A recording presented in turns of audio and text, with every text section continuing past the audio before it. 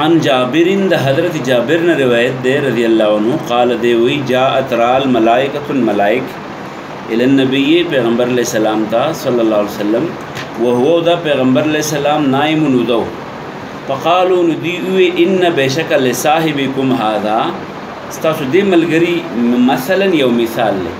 پدربو بیان کے لہو دت مثلا مثال قال بعضهم بعض پکیوی انه نائم دا خودرے وقال بعضهم بعض پکیوی ان العین نائمۃ سترگی ہوئی خلی ادری والقلب یقظان او زړه سره یخ دی فقالوا نور وتوی چې خزله یخ دی نو چې به وتورو نو فقالوا المثله د مثال کمثل رجل پشان دا غسړی دی بنا چې جوړ کی دارن یو کور وجعل بیاکید پیها پدی کی ماد وبتن دسترخوان وبعث بیا ولی کی داین یو استاد او هغه استاد لګی شي خلکو له دعوت ورکړي چې پلاني ماما دعوت کړي دی راشي نو وسو دا درې کسانو مثال شو کور جوړ کو دسترخوان په کې خودو او بیا یو استاد ولېګو چې لاړ شو خلک راوغواړه د دسترخوان ته چې دلته خوراک نو اوس په من هغه سړی عجابه چې هغه دعوت قبول کو ادعیا داغي دعوت ورکولو دخل الدار د به د کور ته داخليږي په من پس هغه سړی عجاب الدعیا چې هغه قبول کی دعوت د دای نو دخل الدار د به داخليږي چرته کور ته واکلا او اخرى من المادوبه داغا سنا دسترخوان نه خوراکو کی ومن کم سړي چې لم یجب قبول نکو ادعیا دا قبولن کی دا استاد جواب قبول نکو لم يدخل الدار دا به کور ته ناراضي ولم ياكل او خوراک بنکی من المادوبه دسترخوان په مثال کې پوه شوی مثال داسې دی چې یو سړی د کور جوړ کو او د کور جوړېدو نه وروسته به خلکو ډوډۍ وکړه او استاد یې ولېږو چې هلکه لاړ شه پلاني ته ووایه چې راشي خوراک دا استاد یې لاړو ټولو ته وویل نو په دې کې چې کوم سړي د هغې استاد یا جواب ومنو راغی نو کور ته به هم دننه شي او څه به وکړي خوراک به وکړي او چې کوم سړی رانغی نو کور ته به څنګه راشي نو بیا چې دې کله دا خبره وکړه نو فقالوا نور ورته وویې اولوها معنا وکړه دی مثال دی یو سړی دی ووایي چې کور جوړ کو بل دی ووایي چې دسترخوان یې خور کو بل دی ووایي چې استاد یې ولې دا استاد یې څوک دی او دا دسترخوان کې چې دی دا سړی څوک دی نو اولو تاویل وکړه یعنې معنا وکړه ها د دې لهو دته نو یفقهها چې پوه شي په دې باندې اوس یې ورته معنا وکړه چې دی لیفقهها چې دی پوه شي په دې باندې قال نو اول بعضهم بعض الذين انه نائم داود ده وقال بعضهم چا پکوي ان العين نائمه سترګي يديري هو القلب يقظان زړه سره یخ ده فقالوا نغوي الدار کور چې ده نو هغه څوک ده الجنه جنت ده الدار الجنه دا بر چې په مثال کې کور بیان شو دا سره جنت ودای او د استاد چې د خلکو ته راځي دي دسترخوان لنده د کور تراشه نده څوک ده محمد دا څوک ده محمد عليه السلام نوس په من اطاع محمدن چاچی جواب قبول کو د محمد علیہ السلام فقط اطاع الله نو د اصل کې د الله تابعداري وکړه د اصل کې شلو کو د الله تابعداري وکړه ومن عصى محمدن او چاچی د محمد علیہ السلام خبره ونه منله نو فقط عصى الله د حقیقت کې د الله نه فرمانی وکړه ومحمد او محمد علیہ السلام فرق بین الناس محمد علیہ السلام د خلکو په منځ کې د حق او د باطل لپاره دای وکړسوټی دا په دې باندې ما چا محمد علیہ السلام منو دا مسلمان دی چا ونه منو مسلمان اسلام پکې نشتا اوس پوه شي په خبره باندې بیرته وته وخت چې پوه شي وعن جابر د حضرت جابر نه روایت دی رضی الله عنه قال دی وی جاءت ملائکه را الملائک الى النبي صلی الله علیه وسلم نبی صلی الله علیه وسلم ته هو نائم دی ودو فقالوا ندي ملائکه ان لصاحبكم هذا ذي ملګری تاسو مثلا یو مثال له پدریبو بیان کې له دته مثلا یو مثال قال بعضهم بعض بکوي انه نائم داخل دره وقال بعضهم بعض ان العين نائمه مسترجي يهودي دي والقلب يقظان او زري يخدم فقالوا نغي مثله مثال له كمثل رجل فشان تري وسړي د بنادار ان چې هغه جوړ کو کور وجعلوا بیا وګرځول بیا په دې کې مادو وطن دسترخوان وبعثوا ویلګ بیا داین دعوت ورکوونکې په من پسغه سړی اجابت دایا چې قبول کو دعوت د دای په خلک دار کوړه بلنو دی وا کله من المعذبتی او خری بداغه دسترخوان ومن کم سړی چې لم یجب الداعی جواب قبول نه کړ دای لم يدخل الدار نه بننو دی کوړه ولم یاکل من المعذبتی او خوراک بنه کی داغه دسترخوان فقالوا نور ودوی اولوها د دې وتوستاویل وکمانه وتوکا يفقهها چې پوه شي په دې باندې قال بعضهم ايوب کی بعد بکی وی انه نائم دا خودره وقال بعضهم بعضو ان العين نائمه استرغي دي والقلب يقظان او زله يخله قالوا غيوي الدار والجنه كور جنت دے ودائی محمد او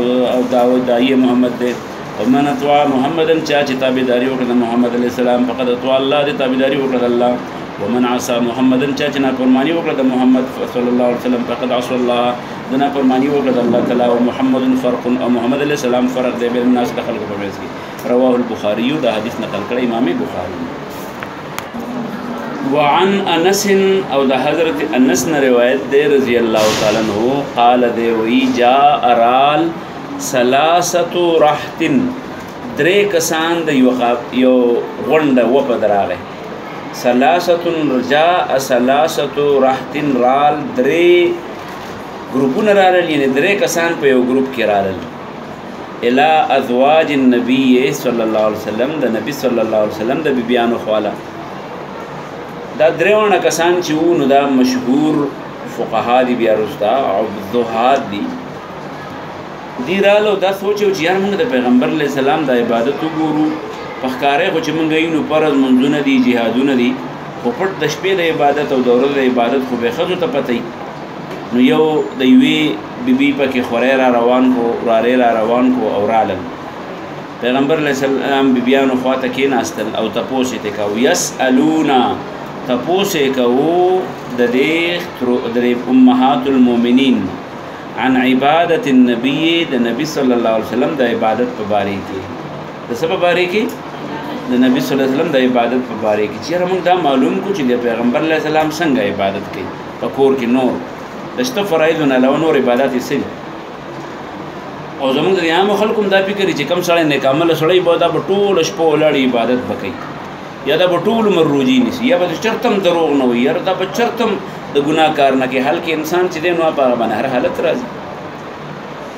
رزق ګټنه به راځي دغه شانې د خلکو سره ناسته پاسته راځي جنازه راځي غم خادي راځي نو کله به سړی په جمع مونځ کوي کله به بې جمع وکړي کله به نفل وکړي کله به ونه کړي نو دې تپوس کاو عن عبادت النبي صلی الله علیه و آله وسلم د نبی صلی الله علیه وسلم د عبادت په باره کې نو فلما اخبروا فلما کلچی اخبروا خبر کړي شو دوی بها د عبادت د نبی صلی الله علیه وسلم باندې کله چې دی خبر کړي شو د نبی صلی الله علیه وسلم په عبادت فلما پس کله چې اخبروا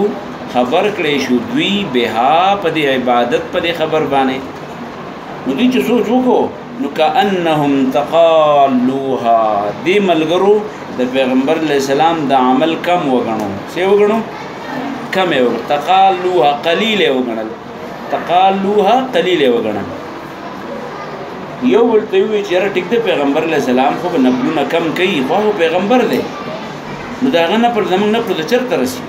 هغه به کله کله روزه نیسي نو دا هغه روزه د موږ روزه خو برابر نه دي نو موږ له دا غنه ډیر پکار دي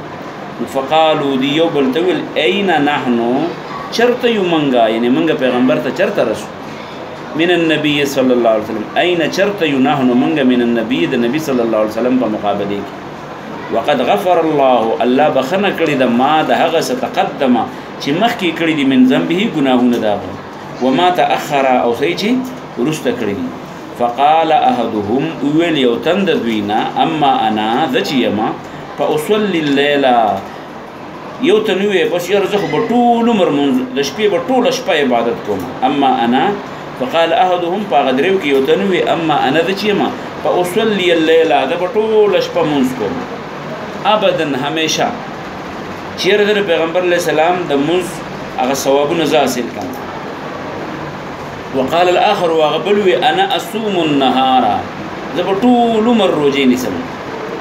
ابدا همیشه د سره لپاره چې د پیغمبر علیه السلام د روزو پړ کې ثواب حاصل کړي وقال الاخر اغبلوا چې انا اصوم النهار د ټول مر روزه نیسم ابدا ولا افطر او د بوده کېږم نه. وقال الاخر وغدریم وی انا اعتذل النساء زب ټول عمر د خزن لري اوسېږم یعنی واده به نه کوم. انا زب اعتذلو لري اوسېږم النساء د خزنه به لري اوسېږم. څه مطلب؟ یعنی زه به واده نه کوم. ولې؟ ځکه چې واده کوم نو بیا خو بریدق پسې ګرځم، ښځې له بچو له بریدق ګټم نو بیا به رانه منځونه عبادتونه دا به رانه پاتې. بیا چې ته ښځه مې کور ته راشي نو هغه به زما نه مطالبات کوي، څه کار به یې خدمت به یي، نو هغه خدمات به زه نه شم کولی. د هغې دپاره به دروغ ویل ضرورت راځي، د هغې دپاره به چې کوم دی کله حرام هم ګټه راځي، کله به د وس نه زیاته راځي، کله به زه چې کوم دی نو د الله حکم به پرېږدم او خپل خواهش به پوره کوم. نو په دې وجه باندې اډولې ښځه کوم نه. فلا انا اما انا زه چې یم اعتذل النساء زه به په ډډه اوسېږم د خپلو بیبیانو نه. فلا اتزوجو زه به نکاح نه کوم ابدا هېڅ کله. فجاء النبي صلى الله عليه وسلم نو نبي صلى الله عليه وسلم راغی کور ته. نو ښځې ورته وویل چې پلانې او پلانې راغلي دغه شانې یو بیا داسې ویل بل داسې ویل بل داسې ویل. نو پیغمبر علیه السلام سیده لاړ جومات ته او هغه هلکان یې راوغوښتل او فقال ورته وی انتم الذين قلتم كذا وكذا، تاسو داسې داسې ویلي دي. انتم تاسو الذين هغه خلک قلتم چې تاسو ویلي کذا وکذا داسې داسې. هغې ورته وی او نو پیغمبر علیه السلام ورته وی اما خبردار والله زما دې په الله قسمي انی زه لاخشاکم زه ډېر یریدونکی یم ستاسو نه لله د الله نه. په تاسو کې زه د ستاسو نه ډېر یریږم د الله نه. خو ما چېرته هم داسې نه دي ویلي چې زه به ښځه نه کوم، زه به روجې ټول عمر نیسم، زه به ټول عمر ټوله شپه به عبادتونه کوم، ما چېرته دا نه دي ویلي. واتقاکم زه په تاسو کې د ټول نه زیات متقي یم